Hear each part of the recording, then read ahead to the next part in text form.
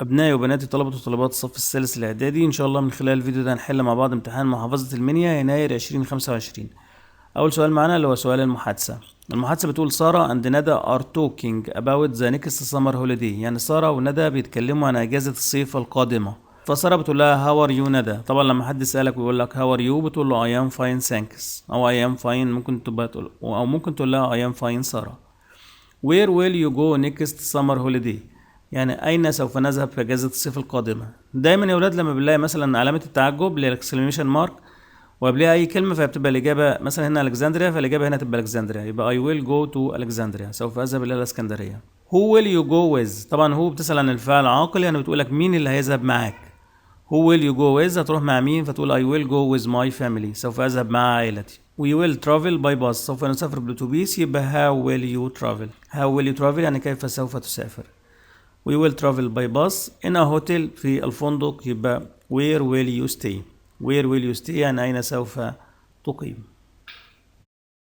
السؤال الثاني read and complete the text with words from the following list، يعني اقرأ واكمل النص بكلمات من القائمة التالية. بيبقى عندي 6 كلمات بكتب منهم 4 كلمات في النص.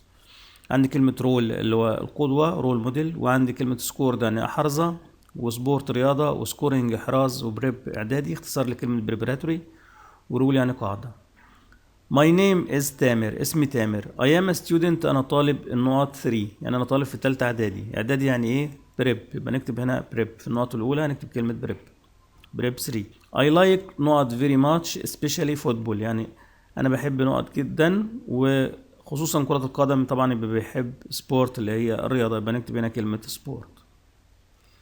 ماي نقط موديل از محمد صلاح، يبقى ماي رول موديل يعني القدوة ليا أو المثل الأعلى اللي هو محمد صلاح، يبقى نكتب هنا رول موديل. he is a famous footballer، هو لاعب شهير أو كرة قدم شهير. he has نقط a lot of goals، يبقى he has، طبعا has يجي بعدها تصريف ثالث، يبقى has scored، هو أحرز a lot of goals الكثير من الأهداف. I am very proud of him، أنا فخور جدا بيه. he is loved by all Egyptians very much، هو محبوب من كل المصريين جدا. السؤال الثالث اللي هو القطعة read the following text، اقرأ النص التالي then answer the questions، واجب على الأسئلة، وده على 6 درجات. the plane الطائرة is the fastest and easiest means of transport، يعني الطائرة هي أسرع وأسهل وسيلة مواصلات. it allows you تسمح لك to reach far away places، تسمح لك بالوصول إلى الأماكن البعيدة in just a few hours، فقط في ساعات قليلة.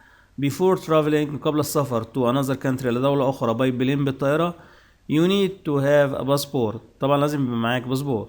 and get a ticket وتحصل على تذكرة at a travel agency من وكالة سفر.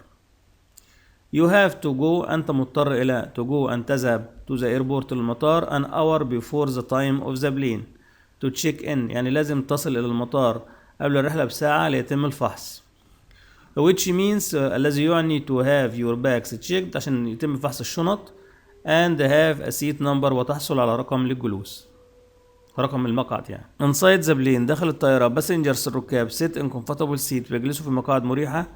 during the flight أثناء الرحلة they enjoy having meals بيستمتعوا بتناول الوجبات.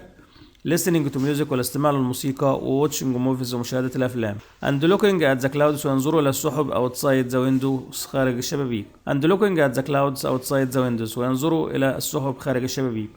the pilot الطيار flies the plane بيطير الطائرة.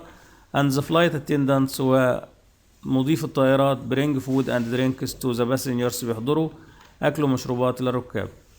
and make sure بتأكدوا إن everyone كل واحد has a safe and pleasant flight، وتأكدوا إن كل واحد أما يقضي رحلة سعيدة وآمنة.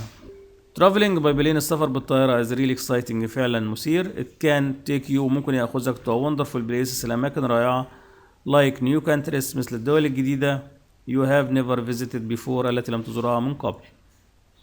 السؤال الأول the main idea of the passage، الفكرة الرئيسية للقطعة is هو traveling by plane السفر بالطائرة wonderful places ولا flight attendants طبعا اللي هو traveling by plane. to travel to another country by plane عشان تسافر دولة أخرى بالطائرة you must يجب أن يكون معاك have a passport، يكون معاك باسبور. have a meal يكون معاك وجبة. watch a movie تشاهد فيلم. drink كوفي تشرب قهوة، لا طبعا have a passport.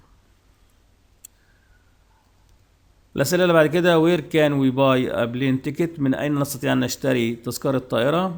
from travel agency من شركة أو من وكالة سفر. who makes sure مين اللي بيتأكد ان everyone has a safe flight، ان كل واحد يجب ان يكون لديه رحلة آمنة او اخذ رحلة آمنة. طبعا اللي هو the flight attendants اللي هو مضيف الطيارات. what does the underlined word it refer to؟ كلمة it بتشير لإيه؟ طبعا بتشير إلى the underlined pronoun it بتشير إلى الطائرة the plane.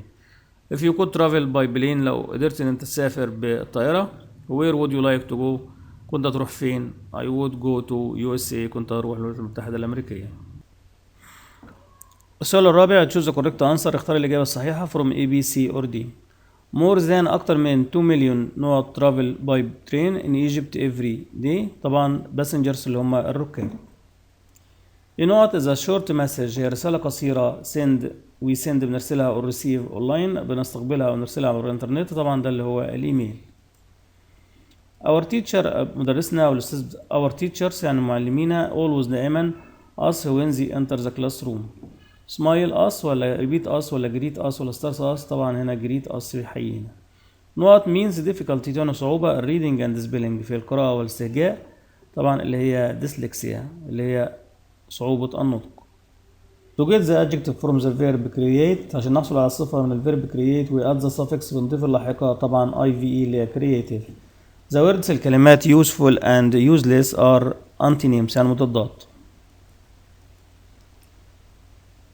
السؤال الخامس complete the sentence، اكمل الجمل with the correct form of the words in brackets. I was born أنا ولدت a Friday afternoon، يبقى on a Friday afternoon. My father بابا don't late for work today، يبقى isn't late for work today. neither I or يبقى neither I nor my brother can come to the party tomorrow. number 4 the laptop is more expensive than the mobile.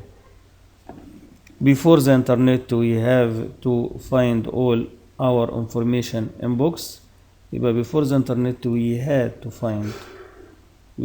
find all our information in books.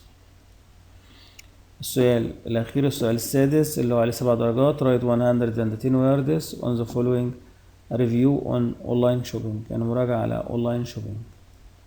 طبعا ده باراجراف عن اونلاين شوبينج، والباراجراف بيبقى حوالي 110 كلمة. طبعا بنكتب باراجراف عن اونلاين شوبينج ريفيو اونلاين شوبينج، بنكتب طبعا عن مزايا وعيوب الوينج، وطبعا اهم حاجة ان يبقى في محتوى ومفيش اخطاء في الكلمات والجرامر، ويبقى الباراجراف مكتوب بشكل منظم ويعني ما يقلش مثلا عن صفحة على الاقل، وطبعا يبقى فيه تنظيم منطقي للافكار وبشكل الباراجراف كويس عشان تحصل على 7 درجات. طبعا ده نموذج للباراجراف عن اونلاين شوبينج.